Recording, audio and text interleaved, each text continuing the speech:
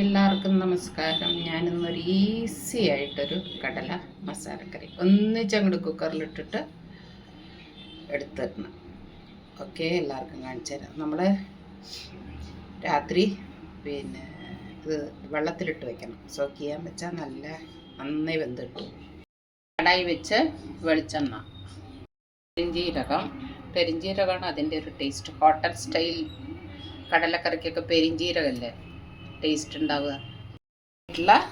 Pepper ഇട്ടു, chilli ഇട്ടു, കുറച്ച് കടലപ്പരിപ്പ്, മുഴുവനായിട്ടുള്ള മല്ലി, 2 സ്പൂൺ മല്ലി. കയ്യിലിടുന്നത് കണ്ടിട്ട് നിങ്ങൾ നമുക്കൊക്കെ എക്സ്പീരിയൻസ് കുറേ ഉണ്ടാക്കിയിട്ട്.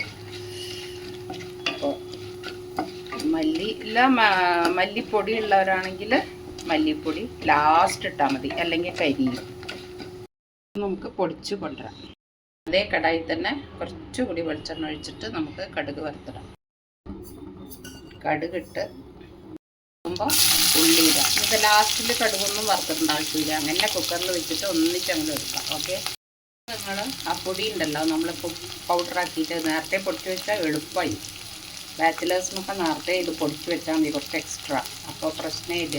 ഞാൻ പക്ഷേ നമ്മൾ പിന്നെ ഹൗസ് വൈഫ് ആകുമ്പോൾ പിന്നെ നമുക്ക് സമയവും ഉണ്ടല്ലോ. അപ്പോൾ നമ്മൾ അപ്പോൾ ഫ്രഷായിട്ട് ഉണ്ടാക്കണമെന്നേ ഉള്ളൂ. ഓക്കെ, കുട്ടികളൊക്കെ അങ്ങനെ ചെയ്തോളും.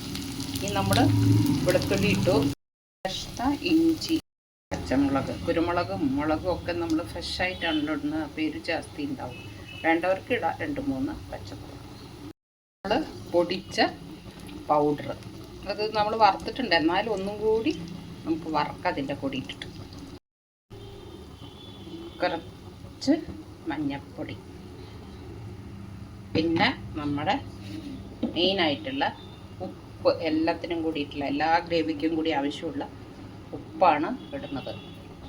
2 തക്കാളി അരച്ച് ചേർത്തിട്ടുണ്ട്.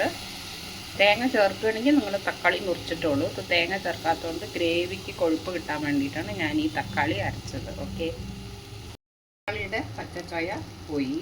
ഇനി നമുക്ക് കടലയിടാം. മല്ലിയിലയും കരിവേപ്പിലയും ഇട്ടു, ആവശ്യത്തിനുള്ള വെള്ളം ഒഴിച്ചു, കുക്കറിലേക്ക് ചേഞ്ച് ചെയ്തു. അപ്പോൾ നമ്മൾ വിചാരിക്കും 2 പാത്രം എന്ന്, പക്ഷേ കുക്കറിൽ തന്നെ നമ്മൾ ഇതൊക്കെ വറുത്തൊക്കെ ചെയ്താൽ ചിലപ്പോൾ കുക്കറിൻ്റെ അടിയിൽ മസാല പിടിച്ചു നിൽക്കും. അതുകൊണ്ടാണ് ആ പാത്രത്തിലാക്കിയിട്ട് പിന്നെ കുക്കറിൽ. അറിയാത്ത കുട്ടികൾക്കൊക്കെ ഒരു ടിപ്സ്.